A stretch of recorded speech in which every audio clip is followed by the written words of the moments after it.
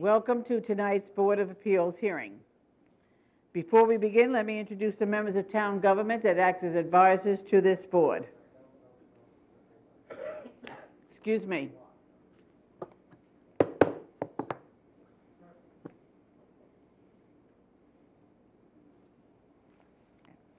To my left is Valerie Manzo, counsel to the board. To her left is Peter Hans, a planner in the planning department. Now let me tell you why you're here tonight. New York State statute requires that any town that adopts zoning must also have a board of appeals to act as a relief valve so that those persons aggrieved by strict application of the zoning ordinance can seek relief without the expense of going to court. Town board can give Board of Appeals additional powers such as special exception approvals, site plan approvals, etc. In Smithtown, the town board has given this board authority regarding certificate of existing use and some special exception uses. The most common kind of application before the board are area variances.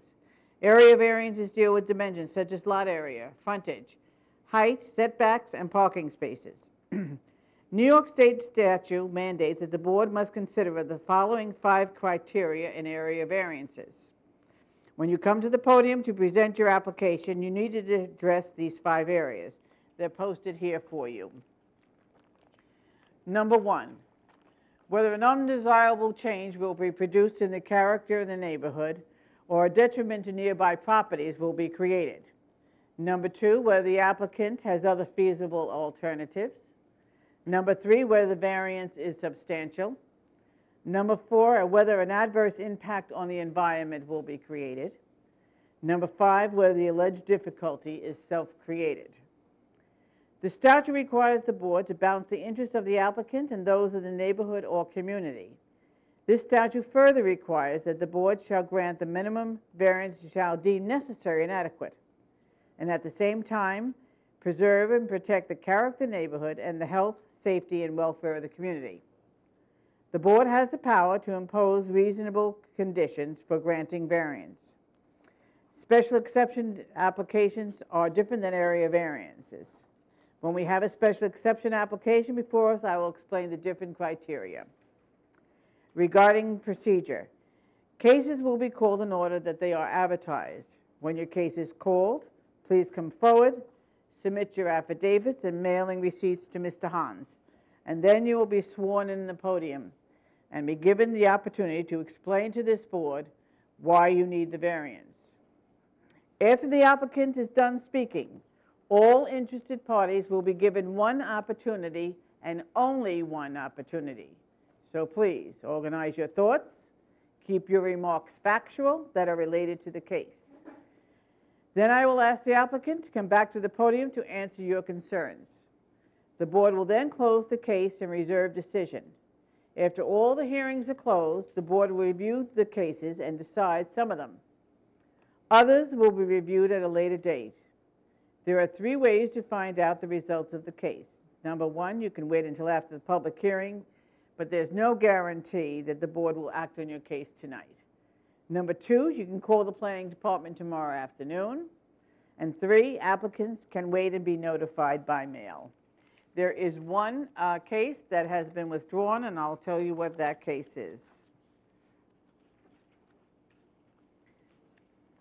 It's case 16461. It's on the back of the adjourned hearings. Craig and Carrie Feinhold, 14 Dorian Lane, Comac. Was there anyone interested in that case? All right, that has been withdrawn. Okay. First case for tonight. Case 16520, Susan and Kenneth Lerner, 1 Crystal Court, Smithtown. Location, northeast corner of Crystal Court and Fairview Street, Smithtown. Property zone R10. Request variance, reduce the front yard setback from 40 feet to 23 for proposed 599 square foot first floor addition. Reduce front yard setback from 40 feet to 26 feet for an existing hot tub and deck. Reduce the front yard setback from 40 feet to 0 for an existing 6-foot fence. Reduce the rear yard setback from 3 feet to 0 for an existing waterfall. Increase the maximum rear yard paving from 25% to 45%. All right. I need the applicant first, please. Did you submit all your affidavits and postings? Yes, we did. Okay. May I have your name, please? Suzanne Lerner, And your address, Suzanne? 1 Crystal Court, Smithtown. Raise your right hand, please. Do you swear to tell the whole truth and nothing but the truth? Yes, I do. Okay. Would you like this gentleman to speak for you? I would, please. Thank you. May I have your name and address, please? My name is John Ione, John Ione, Spell your last name, John. I-A-N-N-O-N-E. 732 Smithtown Bypass, Smithtown, New York, Suite 52A. Okay. Raise your right hand. Do you swear to tell the whole truth and nothing but the truth? I do. Thank you. You want to tell us why you're here, please? Yes, members of the board, this is an application for a piece of property known as Section 106, Block 4, Lot 58.23, in the Zone R10. We're here to clear up some projects in relationship to the property on a proposal of a one-story addition that would be to the side yard of the house, but because we're on a corner, it's going to be reducing the front yard to the minimum of 23 feet. It's an odd-shaped lot, and this would be a one-story addition for an additional room for Mrs. Lerner's mom, who's 80 years old. The hot tub has been removed, okay, so that's no longer an issue in relationship to having a problem with that. The deck is about 2.5 feet off the grade of a deck patio, and also a pool that had been installed and has a waterfall behind it that has a zero side or rear yard property line. I'd like to point out that the property is on a hill, and at the back of that property it drops some 50 feet to a commercial building that's at least 50 feet away. The most affected in relationship to our variance is an existing shed that is on the property line. It's a small metal shed that butts up alongside of Mr. and Mrs. King's property, which they are aware of and have no problem with. We have spoken to them, and if the board requests it, we can move it because it's small enough, but the neighbor has no problem with it. It's less than 9 feet high. As far as the paving goes, the paving was done along with the house when it was done, and we were not aware of the relationship of having more paving than the town requires. The paving, the shed, the pool, the deck has been there for some 7 years minimum. And again, this all came to be on a proposal of a one-story addition that the Lerners would like to do so they can take care of their mom. It has no adverse conditions in relationship to the neighborhood. It doesn't have any problem in relationship to downing the properties in the neighborhood. The house is well maintained and well kept. There is no, we designed it to make it look like the house, where it would not look like it was an addition. And that's our case, members of the board. Okay. It's very nice of your neighbor to say that you can leave the shed there. However, Yes. You cannot. I know. Okay? It's on someone else's property, and if he moves and someone else is there, so I'm going to ask you, you're going to have to move it onto your property. That's not a problem. Okay, great. Thank you. Thank you. Planning, anything? Gentlemen? Thank you so much. I'd like to say something off the record. Sure. I've been in this business for some 32 years. I'm retiring, and this will probably be my last case in front of Smithtown. I'd like to say I've been here quite a few times and listened to many cases, and this board and every board that I've been in front of has been very nice and very helpful to the people in Smithtown, and it's always been fair as far as I know on every case. Thank you. And good luck to you. Thank you. Good night. Good night. Is there anyone here that would like to be heard on this application? Hearing none, I'll entertain a motion to close the hearing. So moved. Second. It's readily moved and second. All in favor? Aye. Aye. Motion carried. Thank you.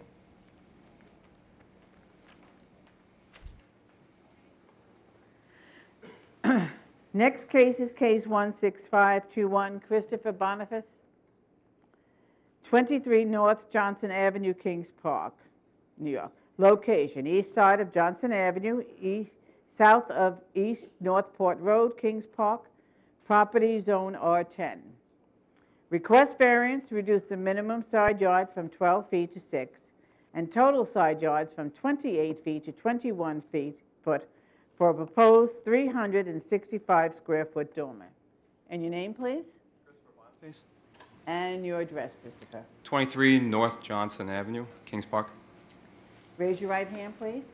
Do you swear to tell the whole truth and nothing but the truth? I do. Thank you. Want to tell us why you're here? Looking to do a rear dormer on my house.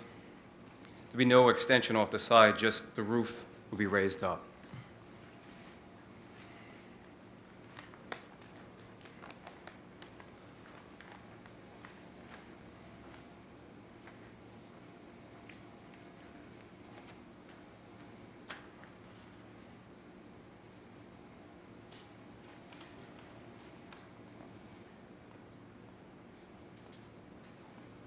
The house is already at 6 feet.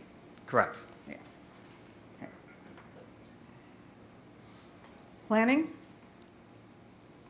Gentlemen?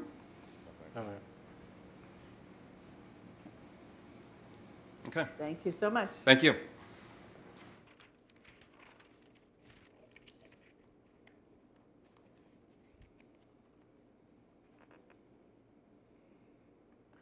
Is there anyone here that would like to be heard on this application? Hearing none, I'll entertain a motion to close the hearing. So moved. Second. Is readily moved and second. All in favor? Aye. Motion carried.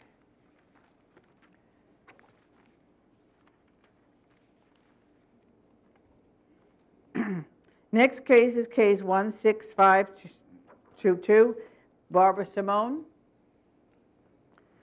28 Enchanted Forest Road, Kings Park. Location, north side of Enchanted Forest Road, west of Gingerbread Road, Kings Park.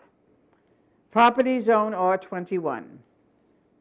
Request variance to reduce the minimum rear yard setback from 60 feet to 50 for an existing 492 square foot deck.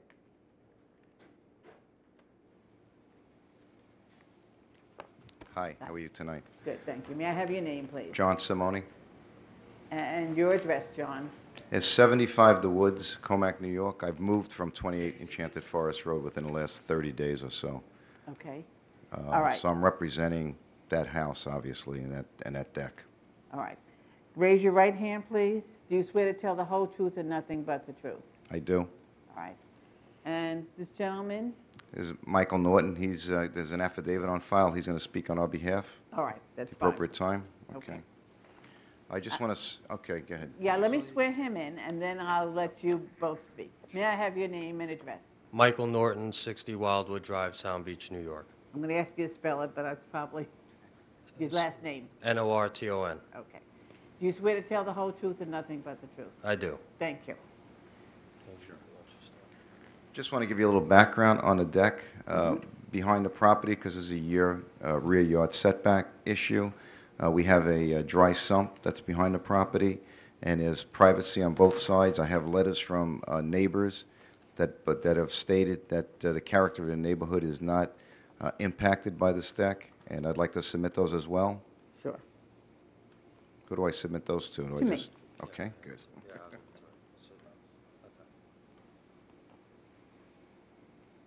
Thank you.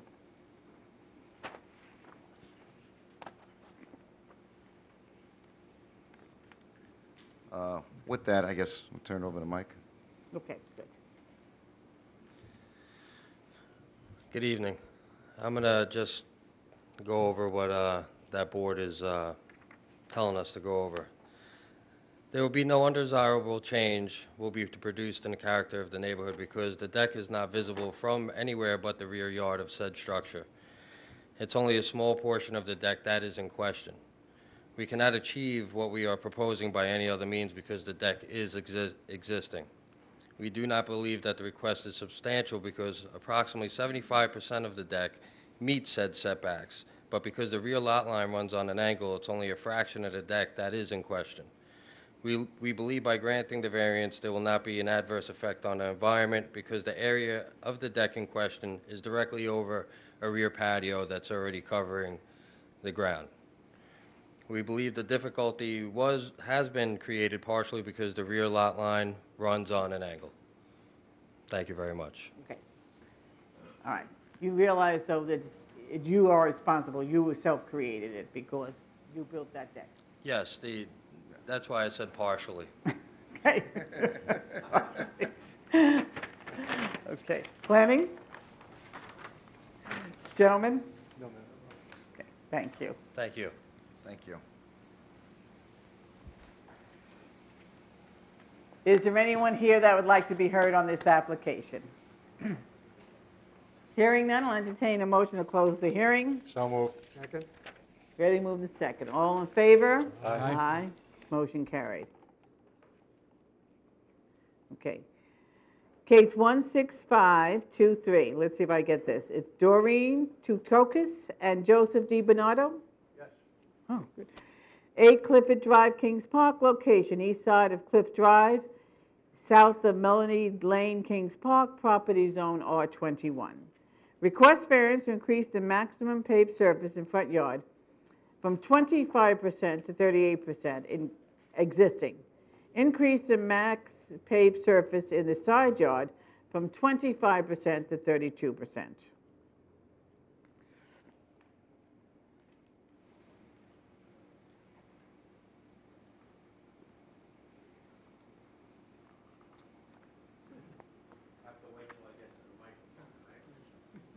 Yes, and I have this note, please use the microphone. I see it.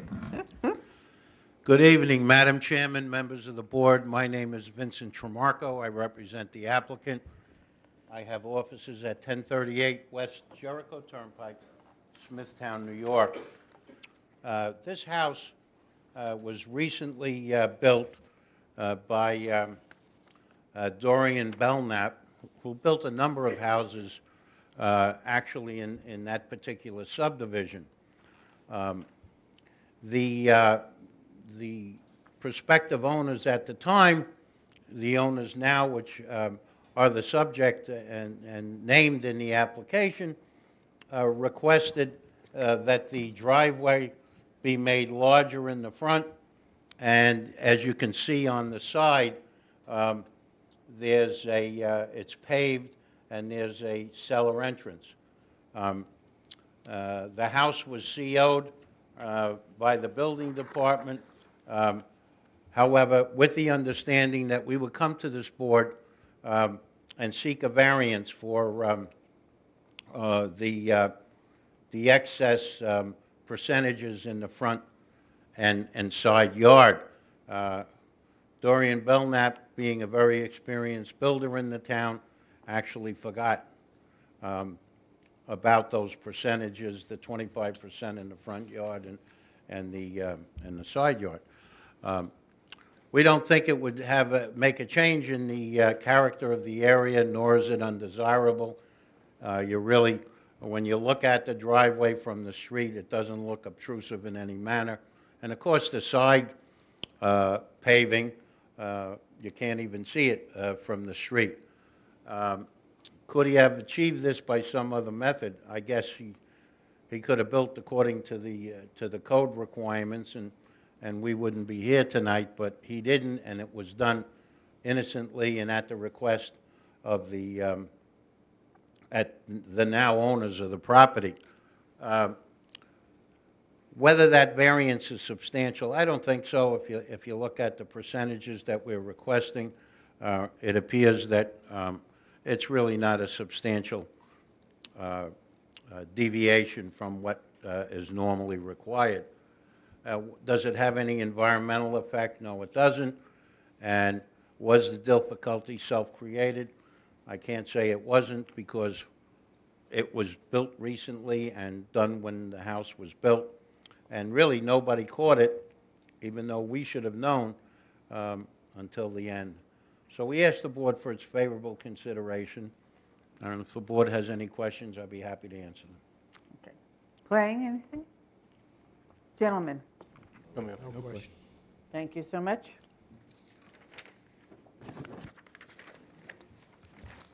Is there anyone here that would like to be heard on this application? Hearing none, I'll entertain a motion to close the hearing. So moved. Second. Ready, moved, and second. All in favor? Aye. Aye. Motion carried.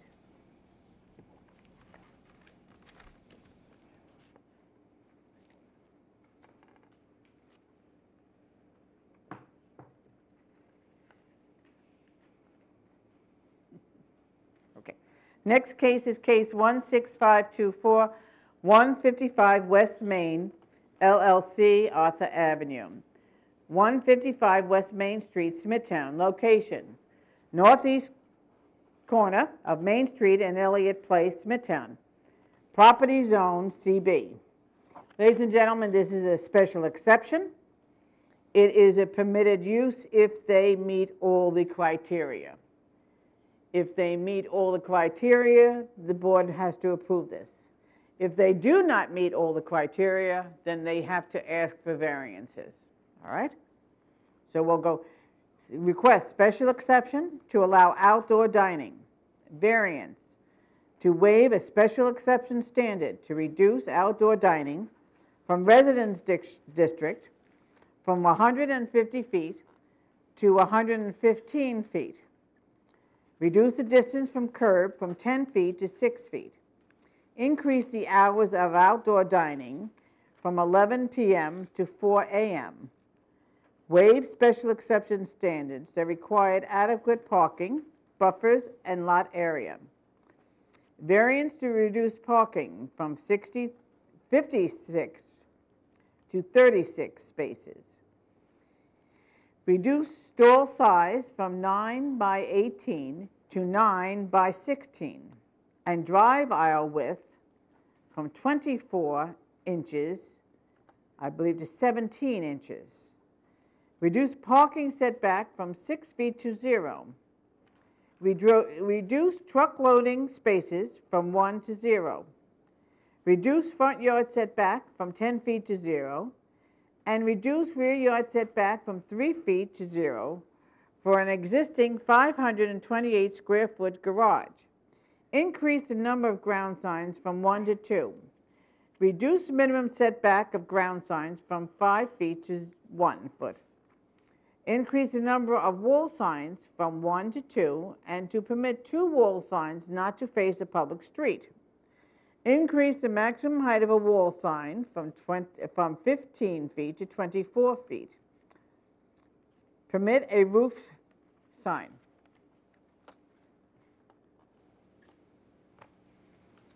That's it? Oh, I was falling asleep there for a minute. So- Madam Chairman, members of the board, my name is Vincent Tremarco. I represent the applicant. I guess most of you are aware that this building, well, it's probably been there since the 20s. They used to call it the hotel. I think Mr. Valentine would remember that when he was a kid. Anyway, after a while, it became one of the best pizza places around, and we used to call it Sammy's, and probably most of us have taken our children there, and we all had a good time on a Friday or a Saturday night. What happened is, I'm going to guess about 10 years ago, the property was sold, and it was purchased by a different operation or operator, and they made it into what is known as Union Station. And Union Station, I'm sure most of you have gone there at least once or twice. Union Station operated with the same outdoor dining that we're asking for, had every sign that we're asking for existed. I'm not saying that they were permitted or legal, but they were there for many, many, many years. Um, what happened is when my client purchased the property, um, he tried to, well, he did some renovation work, the town come in, and they permitted a lot of stuff, but they said, look, we might as well get this all straightened out now, because there are tremendous variations, or a number of variations, I should say, that need to be addressed, and to make this once and for all a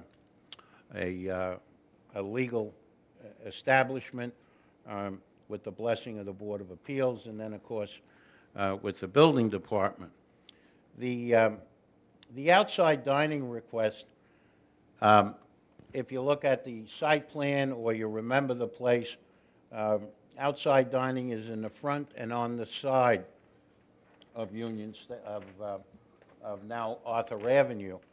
And it's the side part that creates the request that the outside dining distance be reduced from 150 to 115. I don't think in all the times that the outdoor dining was there during Union Station that there was any complaints. There were apartments in the back on Fairview Avenue. It's separated by a street.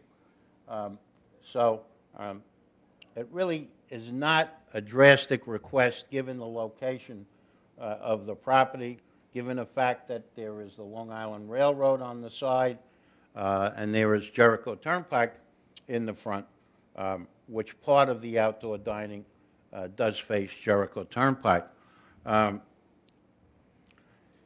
Actually, in the front, the outdoor dining is to be reduced from 10 to 6 feet. The building existed. We didn't build a deck. We didn't do anything to make it different than what it was, I guess, since the original building some years ago. The request to increase the limits of outdoor dining from 7 a.m. To 4 a.m. is basically because that's the time that bars are open to. I don't know, I've never been to a bar that I stayed until 4 o'clock, but apparently that's what the younger folk do today. So that we're making that request, and we know the board's going to think strongly about it, but again, Union Station had that for many years, and to my knowledge, there wasn't any complaints about it. Adequate parking special exception. Well, we don't have adequate parking under the code, and that's why we're asking you for a variance from 56 to 36 spaces. Again, those spaces existed from the beginning of time when that building was built. I've seen it crowded very rarely. I can't say it's never been crowded, but those are usually in special events. But most of the 99% of the time, there's adequate parking. We also need the parking stalls reduced because, believe it or not, we're required 9 by 18, but the stalls are marked or drawn at 9 by 16, and that's how come we can get 36 spaces on the site. Again, these are ordinances which are been in effect, I guess, for many years, but the drive aisle width from 24 to 17, we don't think that's going to have any effect on traffic. Setback for the parking from 6 to 0, again, think of where it is and the location. It won't have any effect on the community. Reduce the front setback from 10 to 0. Again, the front yard setback is right on Jericho Turnpike, but there is no setback. But again, that's the way it was built when they didn't have the rules that we have today. the detached garage, that's an accessory building that's been there as long as I've been around, and that's got to be at least 30 years, 35 years that that's been there. We ask for your approval of that, and that's, of course, right on the line. It should be 3 feet away, but it existed for many years. I'm sorry, were you saying something? No, I wasn't. Oh. Increase the maximum number of wall signs from 1 to 2. Again, those wall signs were there, and they were there for many years. And we're not asking for something that hasn't been there for a long, long time.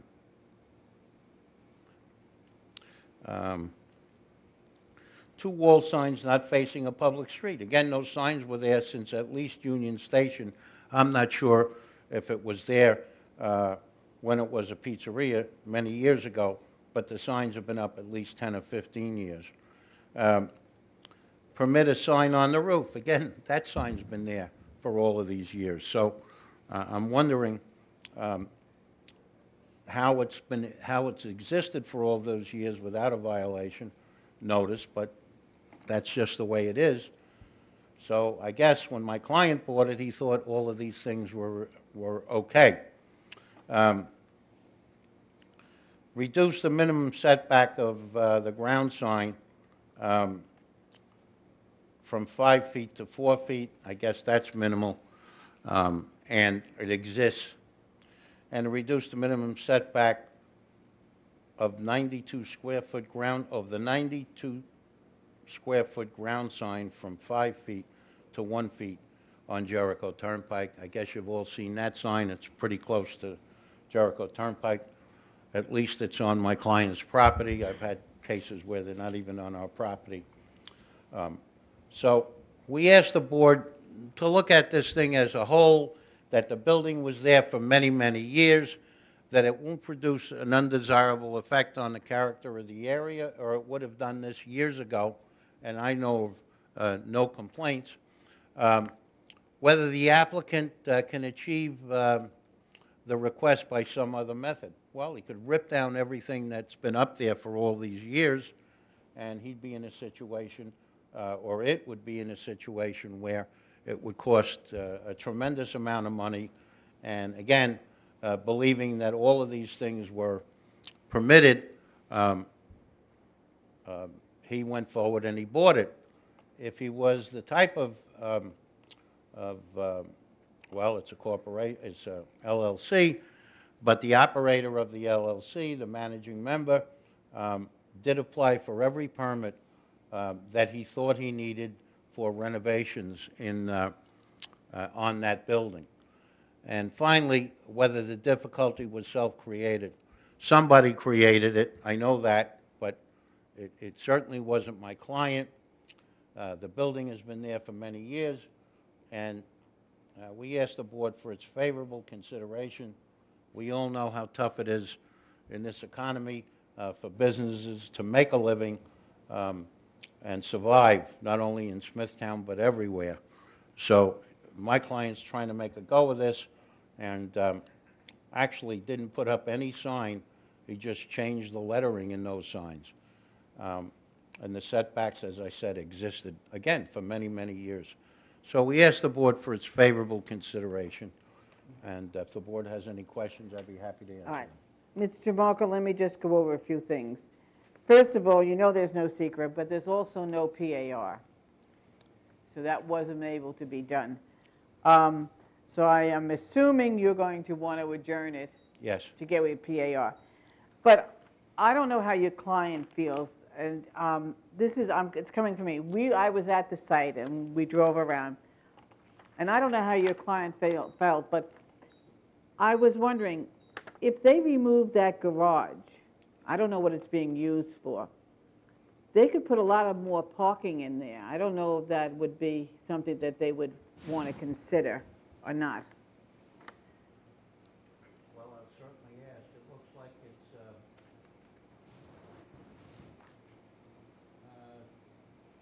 by 24. Right. I don't know what they use the garage for. This is just something I'm Right. throwing out. I thought maybe if they did that, they could get some more parking spaces in there. How many spaces do you think, Peter? I don't know. I 3? would have to turn this over to Peter. Yeah, probably 3. Yeah. I mean, there's a couple of ways could have went around it. They could have requested a larger parking variance rather than stall size down to 16 with drive aisles. Make sure you use the mic, Pete. Yeah. I'm sorry. One of the other things we wanted to point out was the dumpsters. They're shown on the plans being directly behind the kitchen, whereas they appear to be located on railroad property behind the garage. It's kind of unsightly and not really fair to the residents in the apartment complex. We're also not certain if it has a bearing that a lot of the parking is on MTA property. I know it's been like this for a long time, and you can tell just looking at the retaining wall, it appears that it's a very old wall, but you know, the site plan's clearly showing 11 parking stalls located on the railroad property. Those were primarily the planning department's comments. As the chairwoman stated, the planning advisory report is not completed. Yeah, Well, I'll certainly- give you a date, you know, but I was just wondering if maybe, I don't know if you can refigure it or whatever, maybe just to get more parking into this area? I'm not sure. Yeah, I mean, the thing they have going for them is that they're located approximately 100 feet from the railroad municipal parking lot on the north side of the railroad tracks, and that parking lot is typically empty. So, I mean, there is nearby parking that is ample, so I don't know that the parking count is the main concern of the planning department. Okay. Gentlemen, anything? I just had one, I just noticed on here that the roof sign that you're requesting, the request is to 24 feet, but according to your notes here, it's 26 feet. You notice that? No, it might be an architect's mistake. You might be, Well, it says on here 25 foot 10 and 3/4 to grade from the top of the sign on oh, the you're roof. talking about the height? Yeah, the height. Yeah. And I noticed the request only goes to 24 feet, so even if we approve it, you're not going to have that. Yeah, I'll approval. have to check it. I don't know. This is, as you know, we get a denial from the building department, and we have The to roof go by sign, that You don't denial. have to increase the height in a roof sign? Okay, all right. Mr. Hahn straightened it out. Good, thank you. Okay. Okay. I'll see if there's anyone that wants to speak, but November 4th, that gives you, Planning director. can you get your PAO done by then? We'll try. All right. What's the next meeting after November 4th? November 22nd. Would you rather that? Yeah, I think All right. that would give the staff a little more time. We did 3 for tonight. Yeah. We have so many that has to be done. It's been a little bit of a burden. Right. All right, so I'll go to November 22nd, That's fine. all right? And then maybe, I don't know how you want to address some of the other things Well, that what were I brought think up. I'd like to do, I know Peter has a busy schedule, but I'll try and set up a meeting with him, and we'll go over some of the ideas that he's come out with, and maybe we can make certain changes that'll be acceptable and pleasing to the board. Okay. Gentlemen, anything else that you'd like to add right now? I just had one question about, a lot of cars are bigger than 16 feet. A lot of pickup trucks, I notice, around. What happens with those trucks? That's a good question. I guess I could say that probably 90% of the cars today are 16 feet. Um, My excursion is probably 20 feet long, so I guess I wouldn't take it that night if I were going to Arthur Avenue. Maybe what we could do, and I'll speak to Peter about it, is make some parking spaces longer where it doesn't affect any drive aisle and so forth. Yeah, why don't you just work with planning and see That'd how be you can fine. work things out. All right, so it's November 22nd. Is there anyone here that would like to be heard on this application? Okay, all right. So we won't close it, and we'll adjourn it to the 22nd, all right? Thank you. Thank you.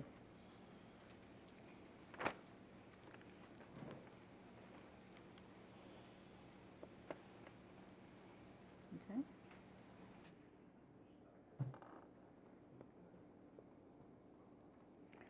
All right, next case is case 16525, Patricia McCaffrey, 70 Stony Hill Path, Smithtown. Location, west side of Stony Hill Path, north of Landing Meadow Road. Smithtown, property zone R43. Request variance to reduce front yard setback from 60 feet to 49 feet for an existing 231 square foot porch. And your name, please, Is Patricia McCaffrey? and your address, Patricia. Is 70 Stony Hill Path in Smithtown, New York? Okay. Raise your right hand. Raise your right hand, please. Do you swear to tell the whole truth and nothing but the truth? Yes, I do. Okay.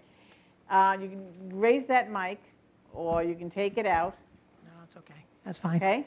You want to tell us why you're here, please? A year ago, my husband and I purchased an older home, and basically, we're just working on improving it. It's not an eyesore to the neighbors.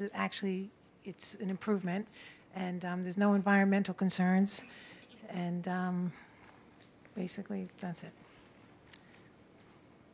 Okay.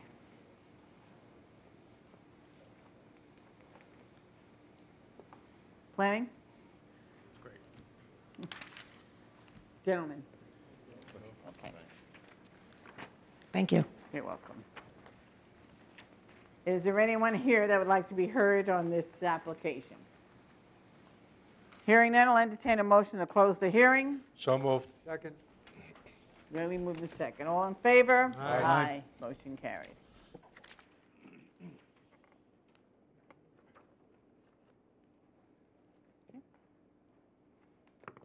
Next case is case 16526, Joseph Logabo, 28 Pulaski Road, Kings Park.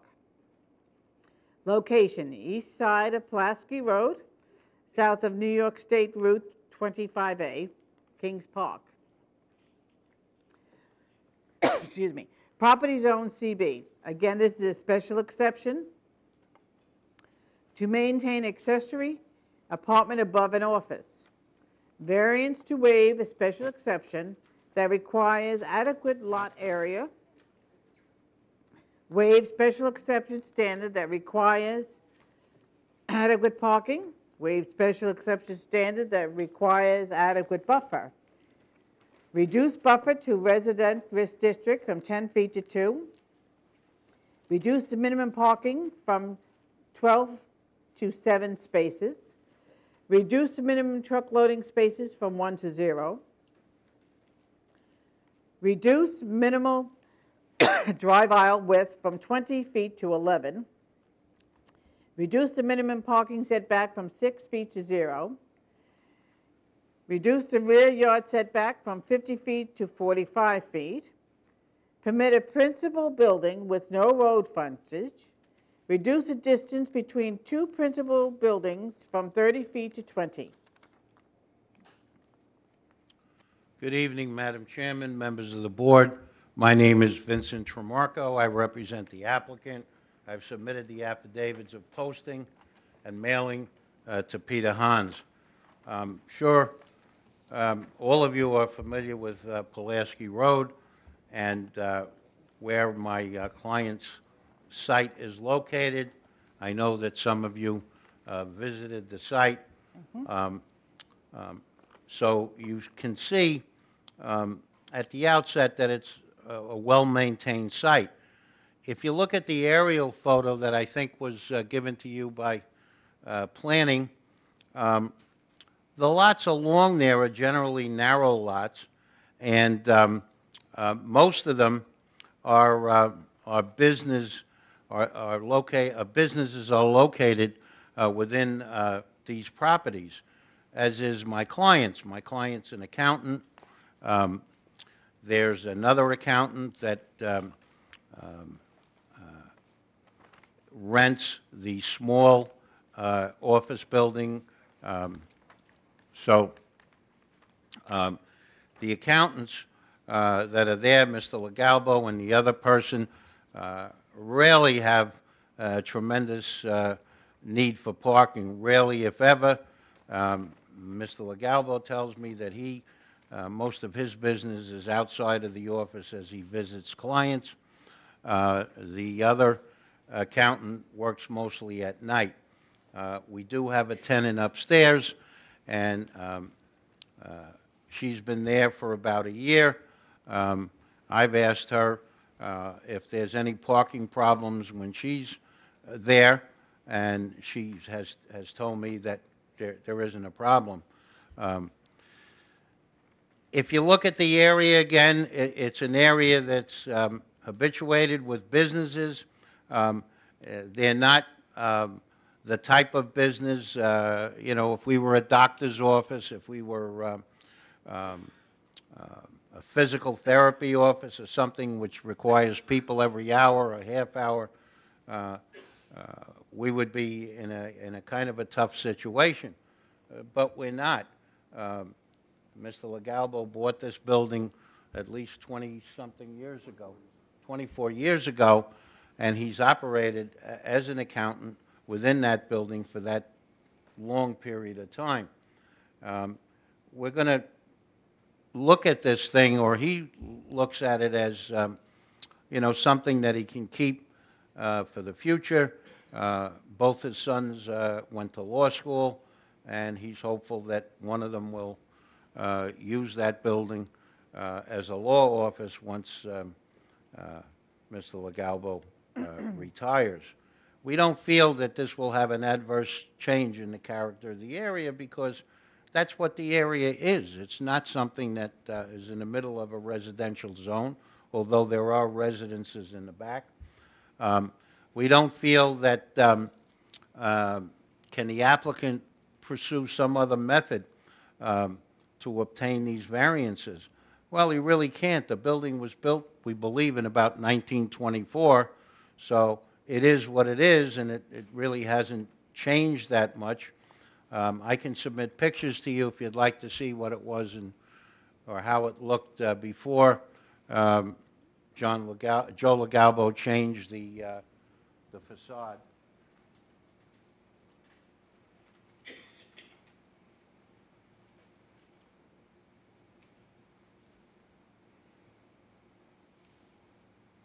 You can see that it's pretty much the same except for paint and new windows and things of that nature. Whether the variance is substantial. Again, we've done variances in Kings Park on Pulaski and on Main Street, and generally speaking, those variances were parking variances, drive aisle type variance, and things of that nature. It's just the way the lots were laid out long before Joe Legalbo bought this property, and he has the property, and the property is the way it is. He didn't change any building. He didn't expand any building. Will the variance have any effect on the environment? Well, I don't know. It's two accountants. There are and an apartment upstairs. We feel it meets the sanitary code, and the offices just have sink and toilets, and of course the upstairs has a full bathroom, the upstairs being the apartment. Was the alleged difficulty self-created? Well, I guess if you look at the whole picture and you say, well, you know, you're kind of maximizing your use here, well, of course he is. In order to survive today, you have to do that, especially if you're a landlord and you're running a business out of that building and you get a little bit of rent, maybe you can survive. I don't know of any problems he's ever had with any neighbors complaining about the apartment upstairs or about the office use. So we asked the board for its favorable consideration. It's really a plain vanilla application, and there are many more that have been passed in the past with respect to these type small lots. Joe LaGalvo would like to say a few words giving you the history of this particular piece of property. Chairman? Let me have your name, please, My name is Joseph Logalbo, and your address. 33 Meadow Glen Road, Fort Salonga, New York. That's where I reside. Raise your right hand, please. Do you swear to tell the whole truth and nothing but the truth? Yes, I do. Yes. Well, it's the The same last as name? the advertisement. Same as the applicant. Okay, that's fine. Well, it's hard to come on after an event. I thought he did a fantastic job there in presenting my case. And I don't want to bore you with some of the history and when I purchased the property and how I was deceived when I purchased it, and because I tried to go before this board back then, or at least John Diana did back in 1987, prior to me purchasing this building. He at the time had the building, and in the front was which you can see from the original pictures, there was a knitting operation in the front ground floor, and in the back ground floor was a residential apartment, also a residential apartment on the second floor. The building went up for sale. I expressed interest, but I said, John, before you go before the board, what I'd like you to do is, get approval for me to have an office on the ground floor for me, a CPA, and a residential dwelling on the second. He agreed. We went forward with the applications, and the Board of Zoning Appeals approved our application at the time. But unbeknownst to me was the fact that the garage had to come down to accommodate parking. I was not aware of that at the time. Unfortunately, my attorney at the time and myself did not do the due diligence that was required to discover this. We went to closing, but I didn't know of the facts that existed, underlying facts that existed. Unfortunately, here we are today. I'm trying to correct that. I'd like to go forward here. I've been occupying this space for some 24 years. Despite all the above, the assessor's office was quite quick to come in and reassess the property in June of '87, raising my assessed valuation from $2,300 to $5,200. So I've been paying taxes for basically my usage all these years. I have no complaint for that because, the town of Kings Park has been very good to me. My sons came up through the school system in Kings Park. They went on to both graduate with honors from the School of Binghamton University. They currently now both are, one just graduated from the Brooklyn Law School, and one is completing his second year of Brooklyn Law. I don't want to bore you with a lot of things that basically are not facts here to the case. But I can understand and appreciate the fact that it's not what goes on there today, it's what may exist there 2 or 5 or 10 years from now. And I can appreciate that. But if we look around the town of Kings Park, and if every businessman had to accommodate or have parking availability for their businesses, I think that probably 90% of those businesses would not even exist in Kings Park today. I have a practice, one that I think the board would want to see, one that's conducive to the area, one that I think a professional suite is something that I think the county of Kings Park should really look forward to. It's not a White Castle, it's not a McDonald's, it's a low-traffic business. I've been a sole practitioner, a one-man band, since 1983. I maintain the property by myself. I maintain the grounds, the lawn, the yard, and I take pride in my properties. I'm not an absentee landlord. I occupy the space. And it is my goal that someday one of my sons will also occupy the same space in the same capacity in which I do. So I respectfully request that the board look upon this application, consider it and approve it, hopefully, so that I can continue to operate at this location and operate at this location in years to come. Thank you very much. I just have one thing that I forgot to mention. I don't know if the aerial photo shows it, but it's less than 2 blocks to municipal parking. If there ever was a situation where parking was needed.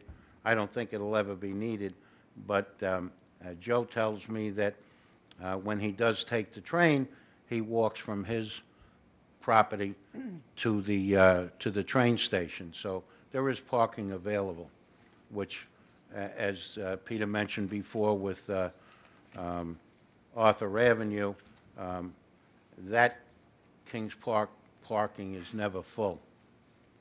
So thank you. All right, a few things. I guess you were aware in 1986 it was approved with the understanding that that garage would be removed. Now, I became again, aware when Mr. LaGalbo came to me. mhm, I didn't represent him when he bought it, okay. or he'd be suing me, I guess. I don't know. Just a couple of things. First of all, there's no secret, there's no PAR again. But my other concern is, now that it's being used as an office, do you have a health department approval? Yes. Okay. Let Yeah. Peter Hans go through. We Thank you. researched our records, and Mr. LaGalbo is correct. It was case number 8972. It was approved in December 1986 with 4 conditions. According to the planning advisory report from that case, it appears that the conversion from residential to commercial took place sometime in 1984. You are correct. That did not improve the garage. The garage was not included with that. That was to be removed to provide for parking. They never followed through with an application of the Board of Site Plan Review, so therefore it kind of ended there. But the planning advisory report at that time recommended approval with 4 conditions and regarding landscaping. However, as far as this case, we just received Friday the letter from the Environmental Department, and the primary issue right now for this board is that the following comments are offered from the Environmental Department. The current application appears to exceed applicable Suffolk County Department of Health Service standards with regard to sewage design flows. The sanitary wastewater generation for the proposal necessitates an investigation of Suffolk County Sanitary Code Article 6 compliance issues. Accordingly, it is the recommendation of this department that the BZA withhold action on this application pending receipt of a decision from the Suffolk County Department of Health Services Board of Review regarding the proposed development and completion of the required SEQR review by this department. This department has notified the applicant of their need to contact the Suffolk County Department of Health Services. So they're saying that the wastewater is too high for the site.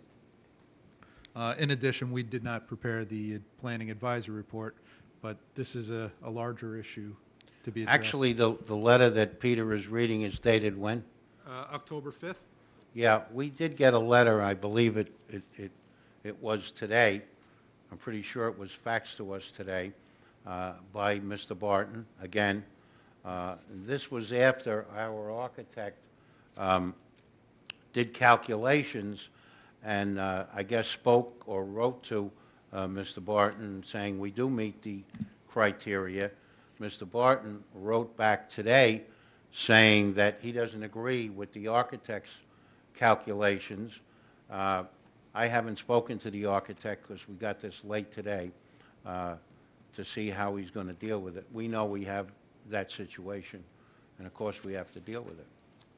But as Barton indicates, he's not the final arbiter of what goes on. It's the health department.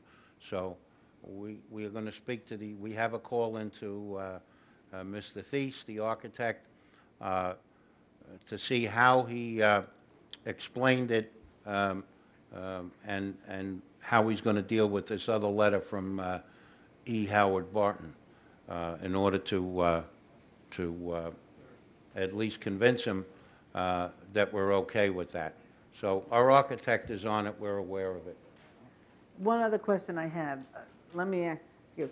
Now, there were conditions with this 1986 approval. If they're not meeting those conditions, I know this is a new application, so we don't. And they never had site plan. And they never had site plan, so. Did that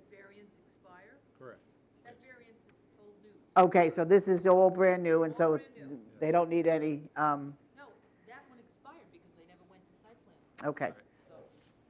All right. That's why I didn't bring it up, but Mr. Galvo did. We're on the Okay. same page for a change. Yes, we were, It just all right, doesn't matter, and I understand that Ms. Manzo is right. okay. So let me ask you now, how much time are you going to need? I think we should do the 22nd like we did Arthur Avenue. Mr. Thies, I couldn't get a hold of him today, but I'm sure I'll be speaking with him tomorrow morning, and he has to, I guess, duke it out with Mr. Barton, who worries about every application that comes through, and rightly so, All we're right. going to have to deal with that. All right, so you think by November 22nd, you'll have some health? And if we don't, I'll have to inform the board Okay, and ask for an adjournment. okay. So I'll give you November 22nd, and then we'll see, we'll go from there. That's fine, thank All you. right, welcome. Is there anyone here that wanted to be heard on this application? Did you? Come up, you can talk. May I have your name, please? Yeah, Maria Fairchild. Spell your last name. Fairchild, F as in Frank, A-I-R-C-H-I-L-D. All right, and your address, please. 28 Pulaski Road, Kings Park. Okay, raise your right hand, please. Do you swear to tell the whole truth and nothing but the truth? Yes, I do. Okay. I rent the upstairs apartment at the site, and I've been there a little over a year. Most of the time, there is one car parked there, sometimes two, when both Joe and I are there. Maybe a half dozen times I've seen a third car there at the same time, and never more than that. I'd also say that in the general neighborhood, there are residences that have far more coming and going than this location, with both a business and an apartment rented by one person. So it seems quite livable. Okay. Thank you. That's it. Thanks so much.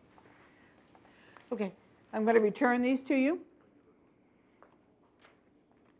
Thank you so much. Okay. You have the file? I have the old file. Oh, okay. So just put these in the new file. Okay. Thank you.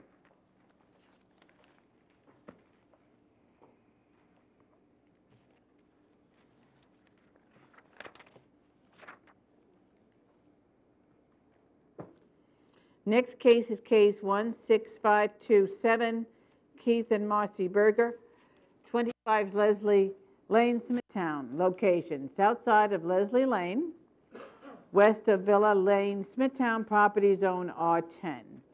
Request variance to increase the maximum permitted paving in the front yard from 25% to 41%. Reduce side yard setback from 12 feet to 0, and total side yard from 28 feet to 0 existing, 49 square foot shed, and 18-inch high deck. Reduce the setback of a retaining wall to property line from 5 feet to 0. And your name, please. Keith Berger of 25 Leslie Lane in Smithtown. Okay, raise your right hand, please. Do you swear to tell the whole truth and nothing but the truth? Yes, I do. Okay. Would you like this gentleman to speak for you? I would, thank you. Thank you. John Teufel, T-E-U-F-E-L, professional engineer, 707 Route 110, Farmingdale. All right, raise your right hand, please. Do you swear to tell the whole truth and nothing but the truth? Yes, I do. Thank you. We're here tonight requesting relief to maintain an existing concrete paver front driveway, a deck 12 inches to 18 inches high in the west side yard, a 49 square foot shed, and a rear yard retaining wall. All of these structures existed when Mr. Berger purchased the home 5 years ago. The zone is R10, where a 28-foot side yard aggregate is required, and we're requesting 0 feet to the 49 square foot shed and the west side yard deck, which varies from 12 to 18 inches above the grade. We are maintaining the required 28-foot side yard aggregate as well as more than 10-foot required individual side yards to the house itself. Also, there are 6-foot rear and side yard fences which screen the shed and the deck from the neighbors. The rear yard retaining wall is a common feature between Mr. Berger's property and his one neighbor to the east and 2 neighbors to the west. The land to the north or the back of the properties is of a much higher elevation than the backyards of these 4 properties, and the retaining walls are required and do exist for Mr. Berger as well as his 3 neighbors at 29, 27, 25, and 23 Leslie Lane. These walls are structurally required to retain the land to the north of the subject properties, and as I said, are a common feature to all 4 of these homes. We're also requesting to increase the maximum permitted paving in the front yard from 25% to 40.9%. The subject property has a 2-car driveway, which is very common to the area. This driveway is consisting of individual concrete paving stones with sand joints. Besides being very attractive, they're light red like brick-like color. They also allow for drainage between the stones because of the sand joints. It's not like the common asphalt and concrete driveways in the area where there's no drainage at all. Finally, I'd like to mention that the retaining wall, deck, and driveway are all in very good condition, as is the property as a whole. Mr. Berger has spoken to his neighbors, and they have no problem with any of the requests we are making today.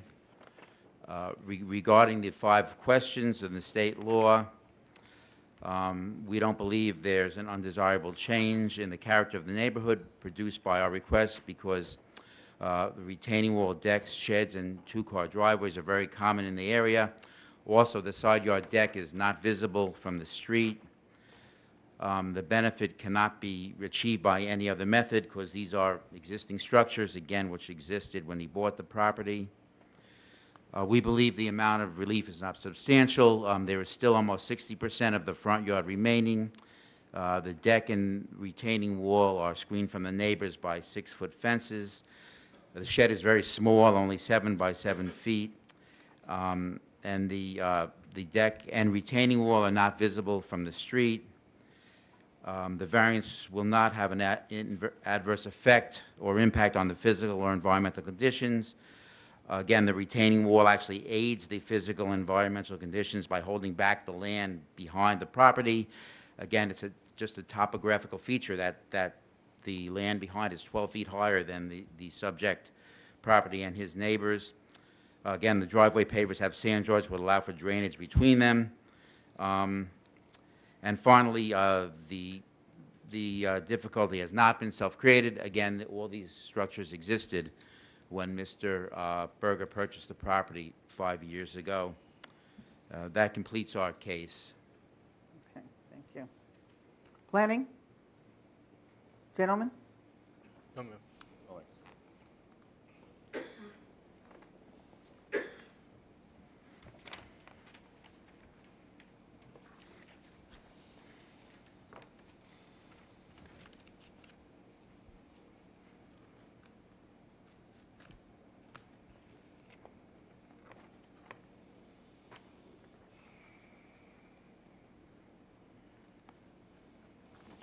Okay, thank you so much.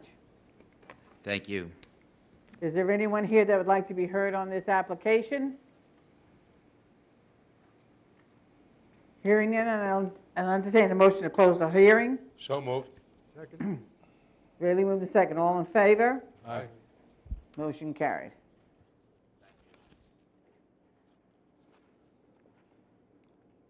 Next case is case 16528, Country View Commons, 62 Lake Avenue, Wisconsin.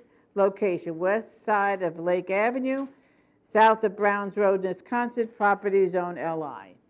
Request variance to reduce the front yard setback from 50 feet to 21 for a 6-foot fence, 21 feet existing. Increase the area of a ground sign from 32 square feet to 46 square feet.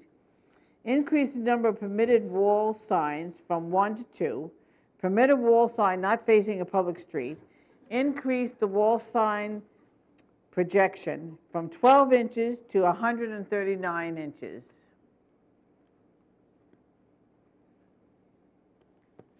Hello. How you doing? Good. May I have your name, please? My name is Paul Martino, 6 Fairway Drive, Port Jefferson, New York. And I am Paul, I am the owner of Country View Commons. Okay. And I'd like to have Carmine Grasso speak for me. Okay. All right. Raise your right hand, please. Do you swear to tell the whole truth and nothing but the truth? I do. All right. And you would like him, you gentleman to speak for you? Okay. Okay. Let me have your name and address, please. Carmine Grasso for Cataldo Grasso Architects, office at 14 Carl Avenue, Smithtown, New York, 11787. Will you raise your right hand, please? Do you swear to tell the whole truth and nothing but the truth? Yes, I do. Okay. Madam Chairman, members of the board, I represent Country View Commons in their application for fence variance and sign variances. I submitted the affidavits of mailing and posting and the mailing receipts to Peter Hans. The first thing I'd like to mention is I'm sure you've been past the site, and as you know, my clients keep a very, very well-maintained site. They have 90,000 square feet of building space on the site, and everything is very well-maintained. They have an existing sign at the entrance that we're going to be discussing, which is a very nice-looking sign. The application itself is going to improve the visibility from Lake Avenue to the site, and it'll also add landscaping to the site, which will help make it even more beautiful than it is now. So my client is reclaiming property that he currently leases to Verizon for parking. Currently, Verizon's using it for parking. It's all paved right now. There's an existing 6-foot-high chain-link fence that separates the Verizon parking lot from my client's property. My client proposes to install a 6-foot chain-link fence at his property line once he reclaims the parking area and remove the paving from the Verizon parking lot and provide grass and arborvitae along the fence. Again, the fence currently exists. It's a 6-foot-high fence with barbed wire on the top, and it's a chain-link fence, and it encroaches onto the front yard, which is why we're here for this variance.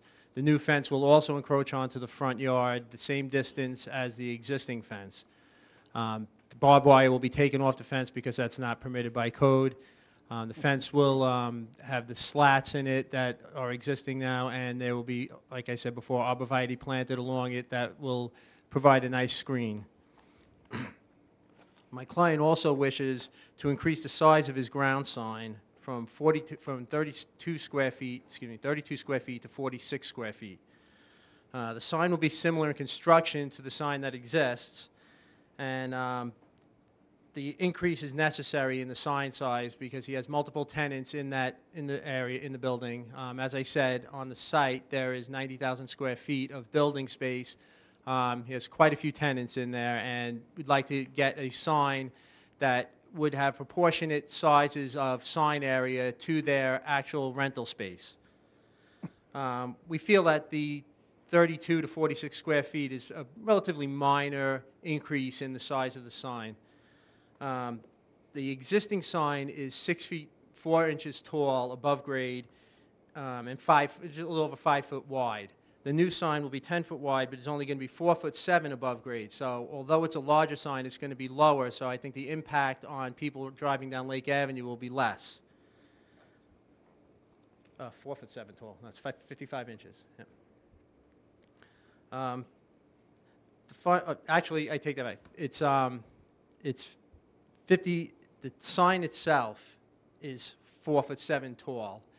The sign is 2 feet above the grade, so it would be 6'7" above grade. The existing sign is 6'4" tall and 2 feet above the grade, so it's 8'4" above grade. Thank you for the correction there.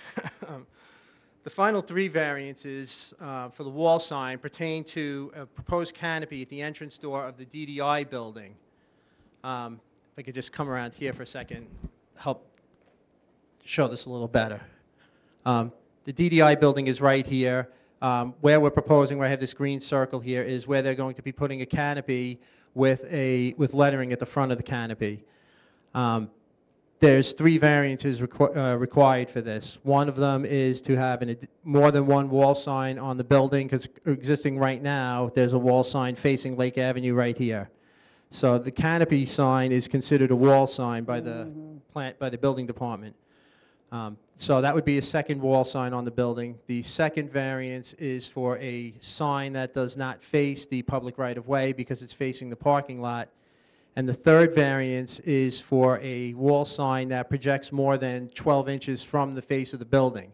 Because it's a canopy that extends out beyond the building and the sign is just lettering on the face of the canopy, it obviously extends much further than the 12 inches from the building. We feel it's a very minor variance request. The canopy is permitted by code. It's just the lettering, because there's lettering on the canopy, it becomes a sign, thus requiring us to have a variance.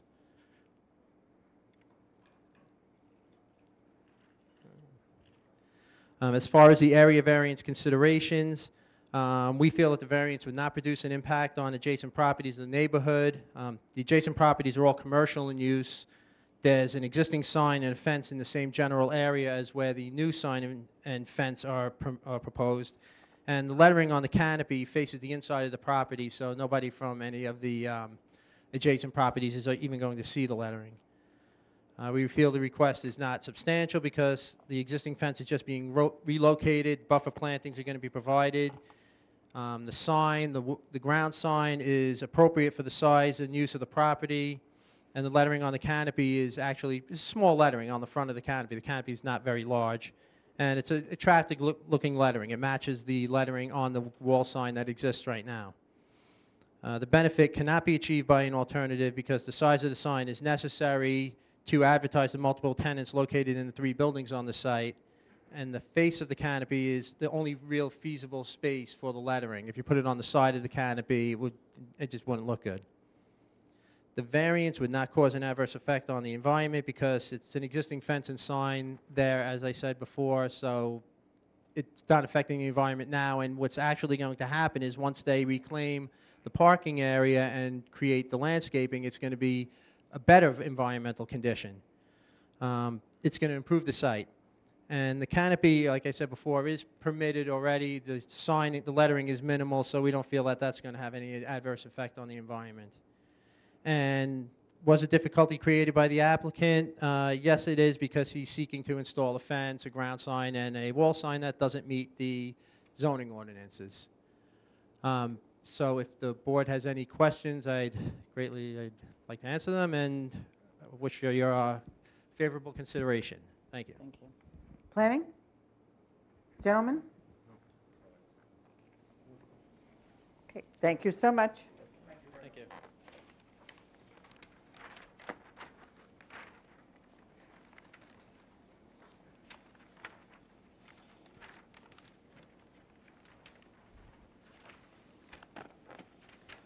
Is there anyone here that would like to be heard on this application? Hearing none, I'll entertain a motion to close the hearing. So moved. Second. So you move in second. All in favor? Aye. Aye. Motion carried.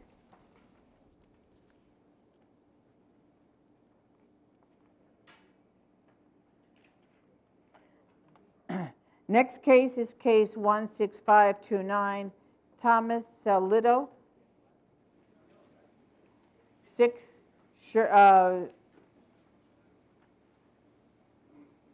Schubert Drive, right? Yeah, okay. Schubert Drive, Smithtown location, south side of Schubert Drive, west of Grassy Pine Drive, Smithtown, property zone R21. Request variance to reduce the minimum side yard from 16 feet to 11, reduce total side yards from 34 feet to 31 for proposed 336 square foot first floor addition and a 192 square foot garage addition. And your name, please. Tom Salito, And your address, Tom. 6 Schubert Drive, Smithtown. Okay. Raise your right hand, please. You swear to tell the whole truth and nothing but the truth. Yes. Would you like the gentleman to speak for you? Yes.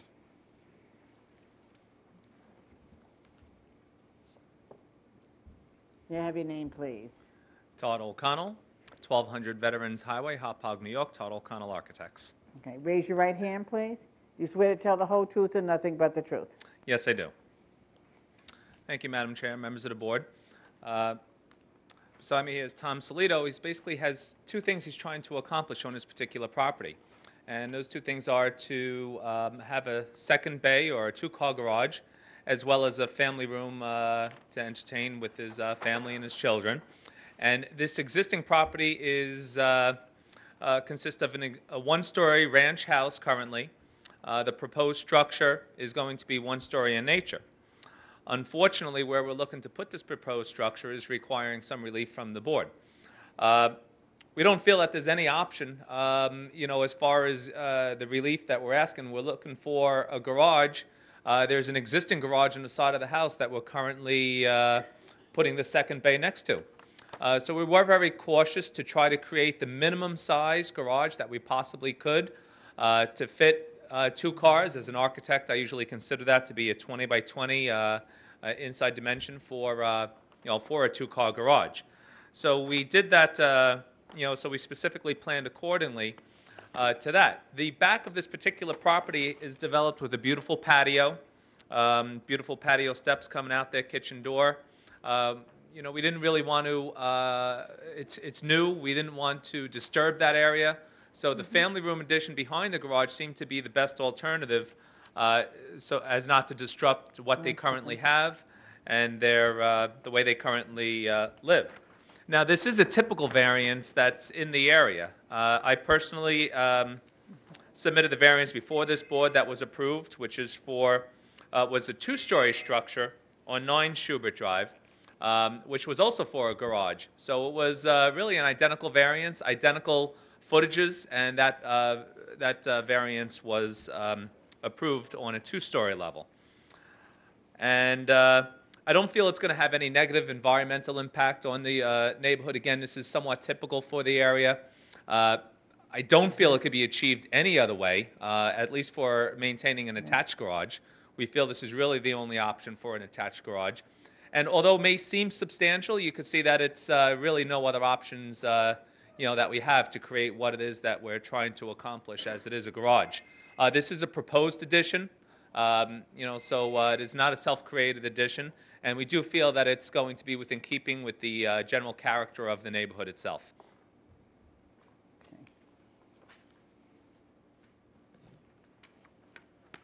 I guess planning has nothing. Gentlemen, anything?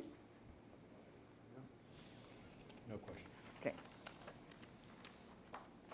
Okay, thank you so much. Thank you very much. Have a great night. You too.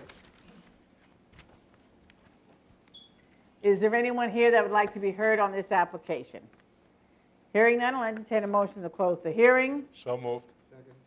It's usually moved to second. All in favor? Aye. Aye, motion carried.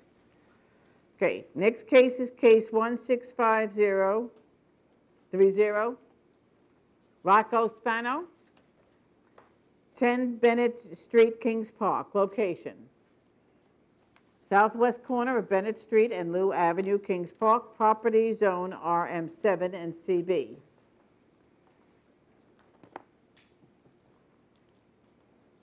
Request variance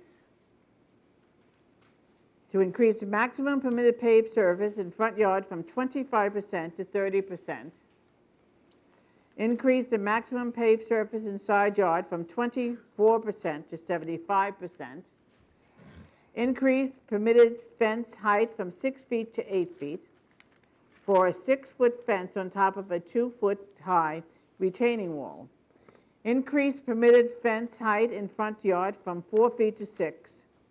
Reduce the minimum setback of a retaining wall from 3 feet to 0 for a 2-foot retaining wall. Reduce the minimum setback of a fence from a retaining wall from 2 feet to 0.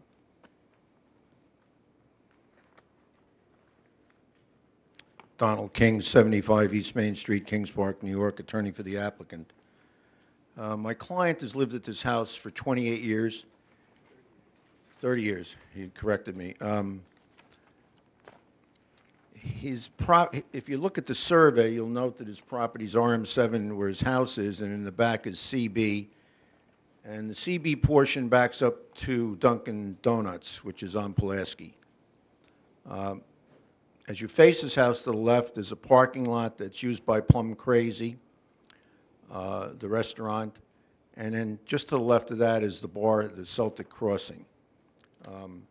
I have some photos of the fence and the Plum Crazy parking lot.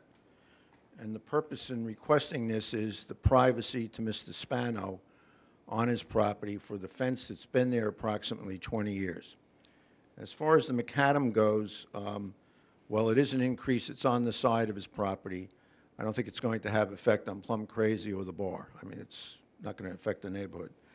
But I'd like to hand up some photos that show you first the Plum Crazy parking lot, and maybe I should identify them as I go forward and hand them in to you. Well, you can, but I'm sure we're all very familiar with the site. Familiar with it? We were there yesterday. Good. I'm going to give it to you, and you can take a quick look at that and see if it's okay.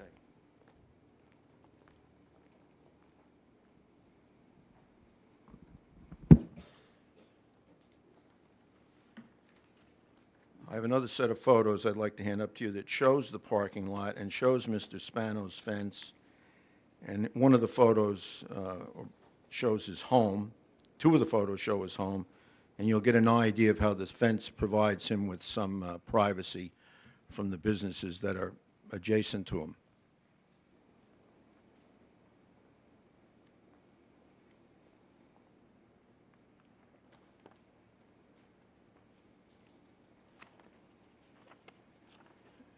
It can be said that it won't produce an undesirable change in the character of the neighborhood if he leaves this fence up, because he is adjacent on the back and the side to business uses. Can it be sought by any other method? No, he has to come before you guys and ask for the variance.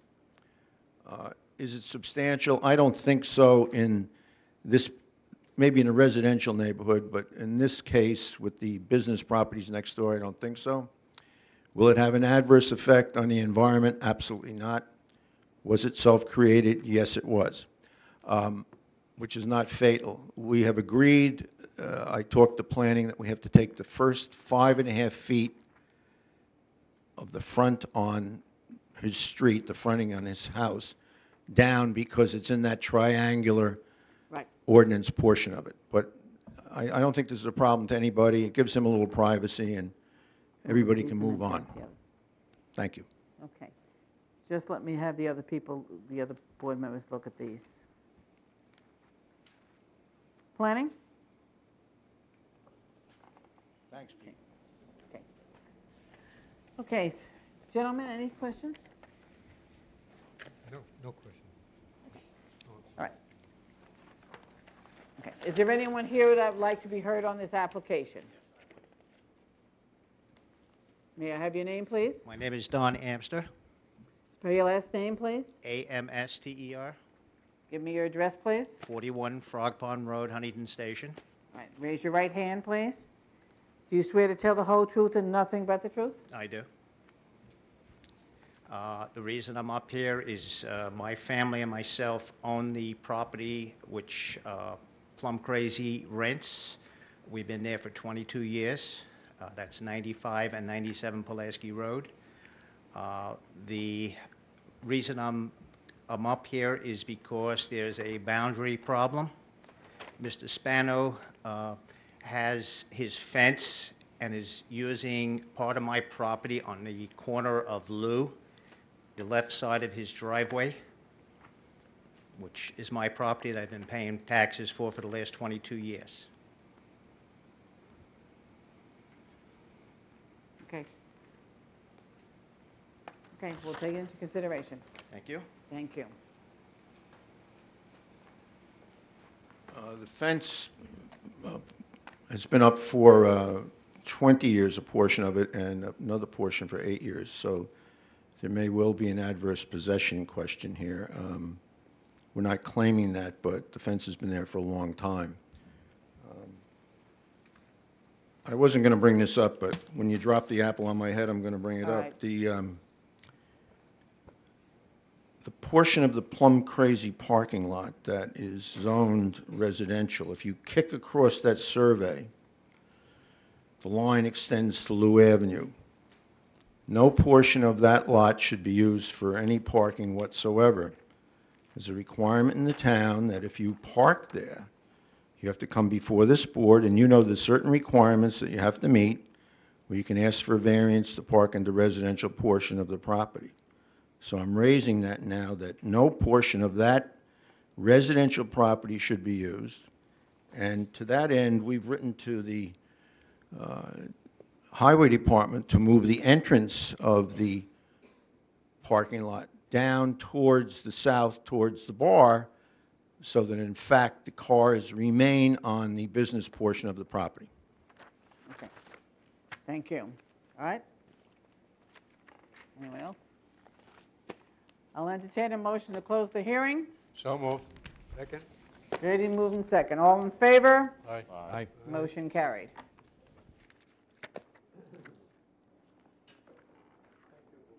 You're welcome.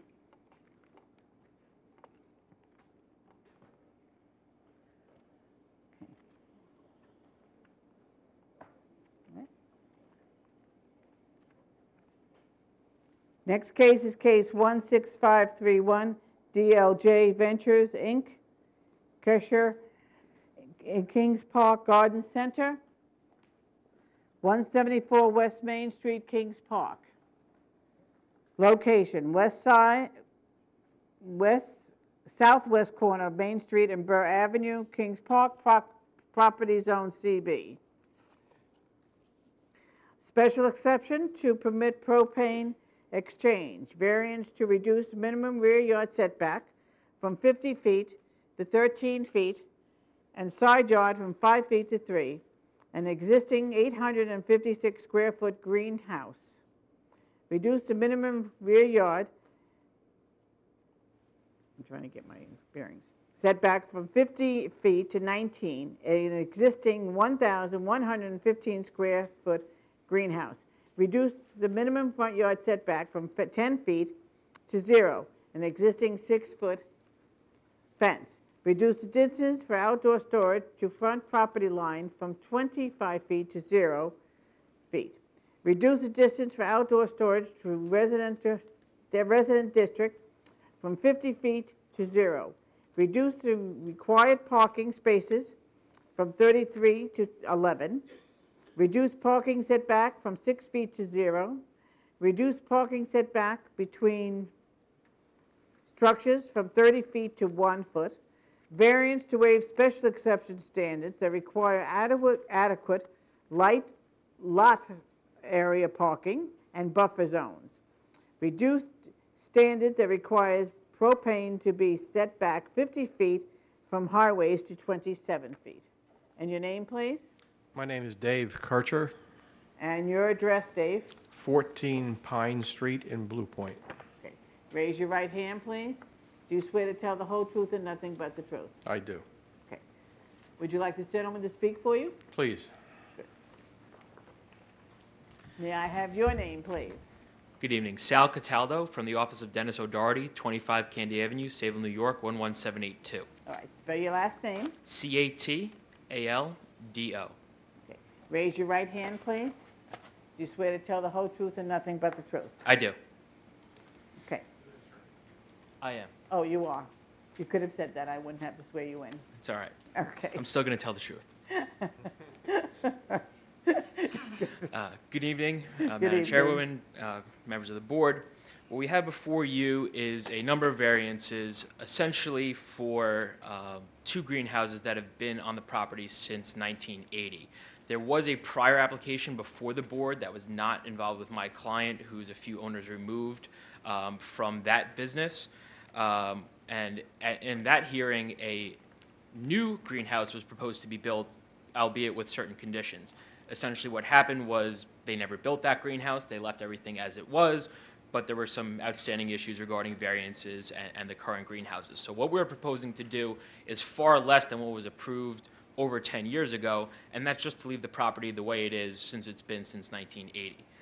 Regarding the setbacks, again, these are 2 greenhouses that are used primarily just for storage. There's no plumbing, there's no irrigation going to them or anything like that. They're simply, storage with minimal electricity, and they're far enough off the property lines that it's, they're not pushing up against anything, they're not causing an environmental impact, and they're not affecting the character of the environment, they're not unsightly, and again, they've been there for over 30 years. With regards to the 6-foot fence that's on the property line, that's actually on, even though it says front property line, it's really the side yard. I believe that's the one that's on Burr Avenue. It essentially isolates my client's premises from the residential district there, and there is a little bit of buffer to the street before you actually hit pavement. So the fence isn't on the pavement. I believe there is some grass and something like that. It just happens to be where the property line ends. With regarding to the parking, again, the parking's been the same way it has been for the past 30 years. There really is not much spillover in terms of the parking lot. My client, although I'm sure he wishes he was busier, is not the busiest garden center there. Maybe on some busy days the lot will be full, but 11 parking spots, which is what he has now, really is more than enough to accommodate all the customers and his own parking that he needs there. With regards to the parking setback between structures, I believe they want that in between the existing structure, that is a structure there that's legal, that's where he has his some supplies and storage and the cashier, and then there's the 2 greenhouses next to it. I believe they want parking in between that, which just is impractical. And all of these variances, really, if we were to change them or do anything with the property, there's not a whole lot of room there. It's been zoned for use as a garden center, again, since at least 1980. And if we were going to start changing, the structures, removing greenhouses, my client simply wouldn't have the storage space. Garden centers do need a lot of space to display all his wares and flowers and things like that. And again, as far as conforming to the character of the neighborhood, it's been the same way for 30 years, and he's selling flowers and plants and various other landscaping materials. It's something that is attractive to the neighborhood. It's not, a big unsightly, cement building or something like that. And he's not stacking things, over the fence lines or anything like that. Again, it's rows of plants that are being stored outdoors, as it were. And as far as the propane exchange goes, it's something that's very common to landscaping and garden centers. He has a propane exchange that's maintained by a company. Everything is done required to statute in terms of keeping everything in a cage. It's maintained. Everything's at a safe distance.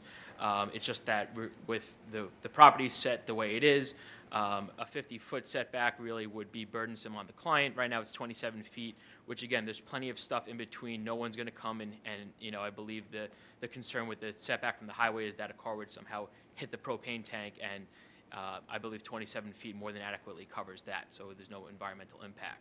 And as far as everything being self-created, at some point, yes, an owner of a garden center did create these issues by building the structures and building the fence that's there presently. However, my client is at least 4 owners removed from the people that initially created it.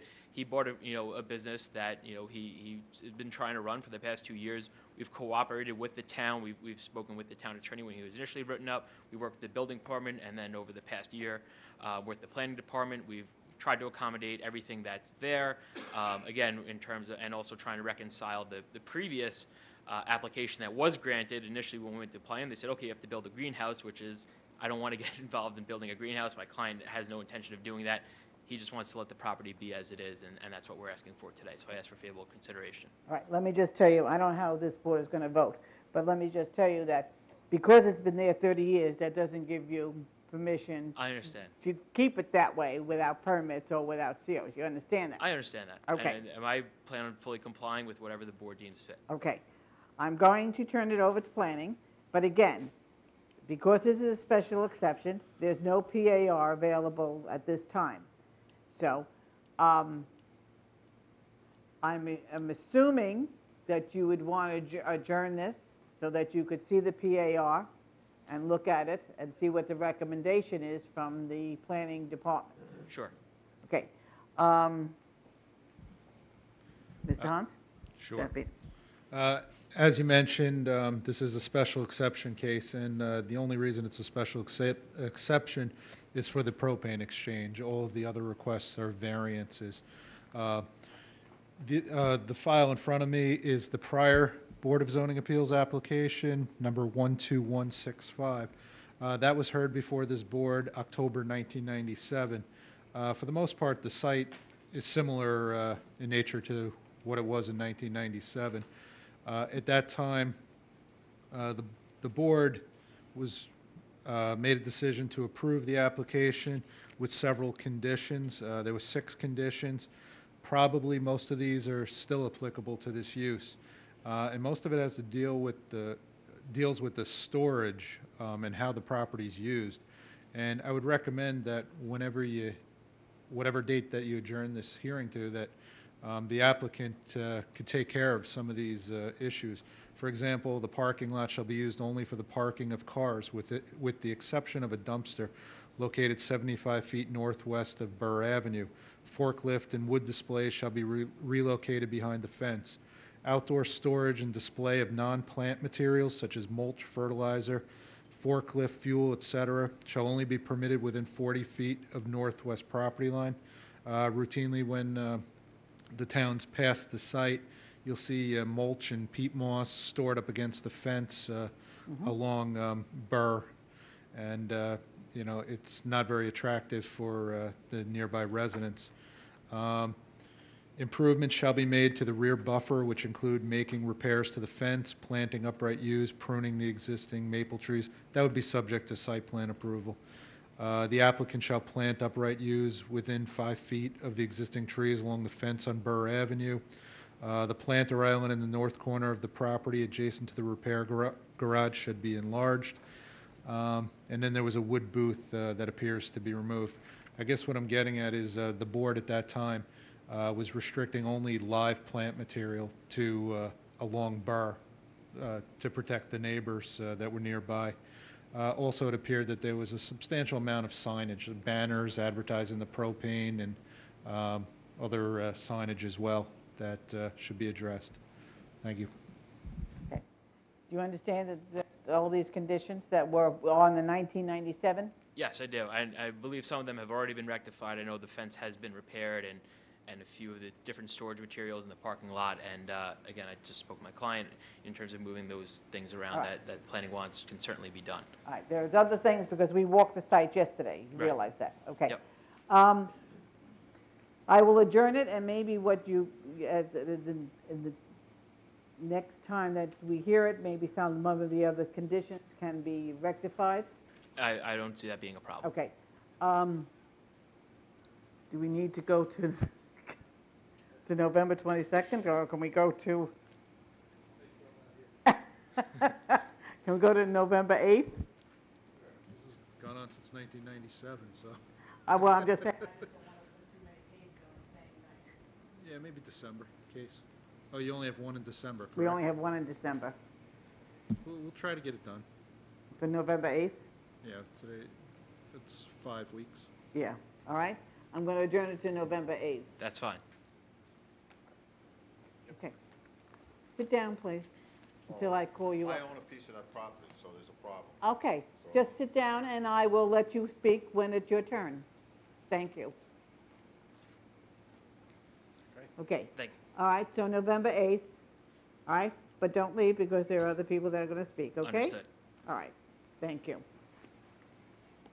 Okay. Is there anyone here that would like to be heard on this application? Okay, you can come up now. Let me have your name and address, please. My name is Kenneth Engel. Spell your last name. Engel, E-N-G-E-L. Okay, your Okay. address, please. 10 Park Avenue, Kings Park. Okay, raise your right hand, please. Do you swear to tell the whole truth and nothing but the truth? Absolutely. Okay? Okay, this here particular property that you're talking about, I'm a part owner of it. I have a certified survey here. That greenhouse and a quarter of it, of the other one, is on my property. Okay? They're renting property that they're not entitled to rent. I've tried approaching these people over the years. Okay, as a gentleman, I wasn't looking to put anybody out of business. Okay, but I have not received a dime. I pay the taxes on partial of that property. All right, just stop for a second. Are you telling me that the greenhouse all the way in the back there, is that what you're saying? This one all the way in the back? Correct, and a quarter of the next one is on my property. Okay. I own 30 by 70 feet on the Okay. other side of that fence. And it's all right here in a certified survey. And if you'd Okay. like to see it, you may. All right. I obtained all this when I originally bought the property, bought the existing house from Richard Terrell.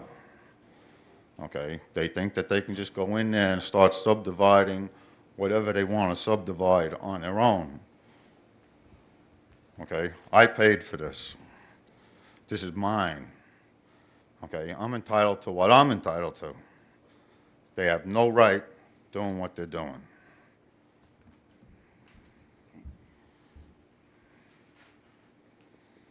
Are you in court or anything with this? I was in court, okay, because originally, when I bought the property, okay, there was a lease that they had with the garden center at that particular time. I was asked to agree upon that lease until it expired.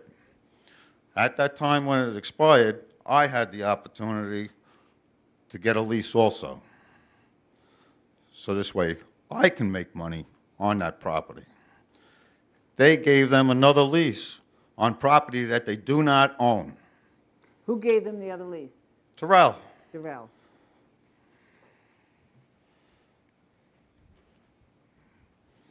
You understand? Are you? I had it in the Supreme Court. I think this is. All right, just wait 1 second. And if you like, my attorney's here too.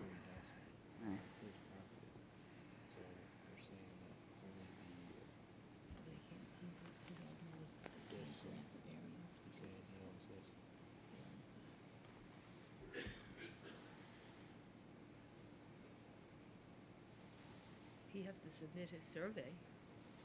Yeah. Okay, I guess he can submit his survey. Sure. And Does he have then, an extra copy for you to look at? do you have an extra copy for me? I think so. You want a tax bill? Right.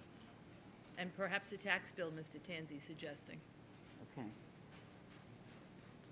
And then we'll take it under advisement. I mean, does his attorney want to speak? He said his I don't know. attorney's here. Maybe he can offer some additional information.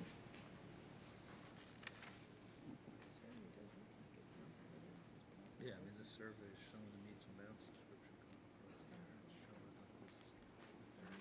Do you have your attorney here? Okay. Just arrived. May I have your name and Yes. address, please? My name is Paul A. Lanny. My address is 39 Meridian Avenue, Kings Park, New York.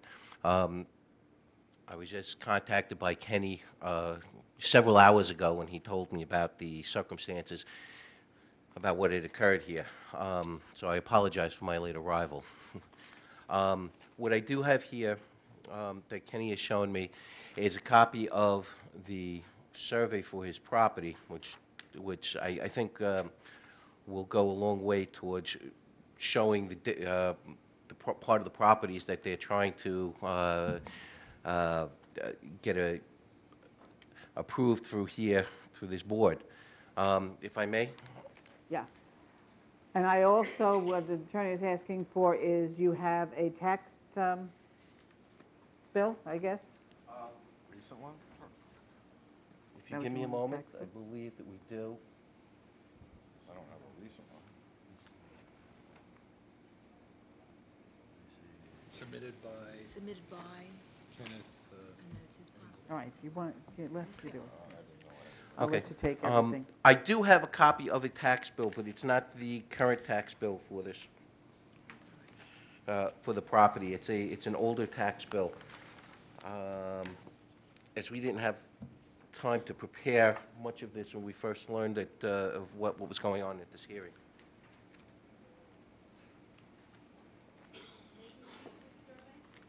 You're submitting this?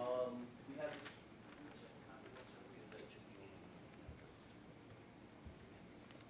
I had two of them. Or do you want to? I did have two copies of the survey, so you can hold on to that one. Yes. Okay, hold on to that, so we have it.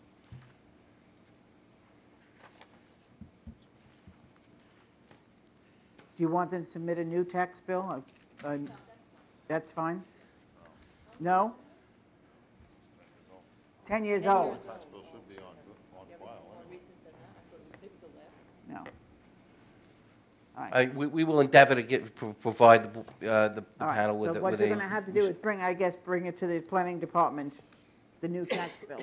That's All right. fine. That's not a problem. Okay.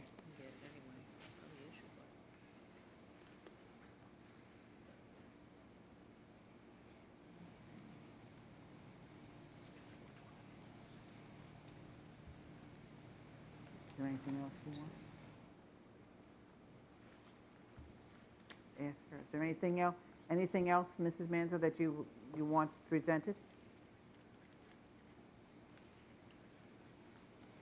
I'm not sure I understand what happened in court. I was trying to follow Mr. Engel's. Could you explain it a little further? I will try to. I've only been able to ascertain some of the facts myself over the last few hours. Oh, wait, just one moment. You didn't handle it? I did not handle the court case. No, Oh, I did okay. not. Okay. But you're his but- counsel now, correct? Yes, I was only retained by Kenny about 3 hours ago. Oh, okay. Well, Okay, good. When we learned about what the circumstances were, Yes. we had to act very quickly. First of all, I am somewhat familiar with the properties as well that we're talking about, and I also am aware that, at least from my perspective, if there was some posting of notices that were supposed to be on the property, I didn't see that there were any posted notices over the course of the last few days. I live right at the end of that block. It was there, I was there yesterday. Well, it wasn't there this morning, and it wasn't there the day before. I live there. I live right on Meridian Avenue, which is right across the way. Okay, right. so Did you receive notification as a person I did living not. within so many feet? I did not. I am probably not within the specter of what the area is, because I live on 39 Meridian, which is about 2 blocks away from Main Street. Okay, but Mr. Engel did receive Yes, notice. I believe that Mr. Engel did receive notice. He only contacted me because I was unavailable for the last That's week, fine. so. No, we have proof that Mr. Engel got notice. Okay, Okay. that's fine. Okay. It appears that the neighbor is saying that the applicant lacks standing to bring the application. So I think the burden falls back on the applicant to prove that they have standing to bring the application. Could you guys provide That us was with next- that proof? Well, I have the property owner here who can probably explain the circumstances as well. Okay, but I think we would probably, since somebody has asserted that you don't have standing, we would probably need to see some documented proof, I would think. Well, that's why I said I brought a certified. Well, I think it falls on the applicant, not on the neighbor. So at least for me, before I act on it, I would think that I would need to see something that says that you guys have the ability to bring that. Well, again, we have, I represent the tenant of the property who's been renting that. Come back to the mic, please. Again, I represent the tenant who's been maintaining that property and has had a lease for the property for the past 2.5 years. And again, it's been a garden center for some time, and the owner of the property has maintained the property as her own for, I believe, over 50 years. It was the property owner that's there now has sold Mr. Engel the lot next door, which is, what came from that point. So with regards to that portion of the property, again, it's been either my client or the owner of the property. Someone, a subtenant, has maintained that area. In fact, a portion of the fence was recently repaired back there, which, there was no dispute. No one came and said, don't repair the fence, that's my fence. Again, the owner's been there. We've submitted our survey, and I believe, we have the lot. And again, the homeowner, I'm sure, can provide more history regarding to the background of it. Apparently, you're asking for relief on a portion of the property that may or may not, your client may or may not be entitled to ask for, especially given the fact that the person is here that's saying they have ownership on that property, and they're saying that they don't want that relief asked for. So I think that either we need to see a lease with the property owner, or if there's an adverse possession proceeding going on, proof that your client has a lease with the current owner. Okay, let me check my file. But I think I may have a lease. It may be in my other file. And since we're adjourning it anyway, I'm sure I could provide that to the planning department tomorrow if I don't have it on me right now. So I can check my file. Thanks.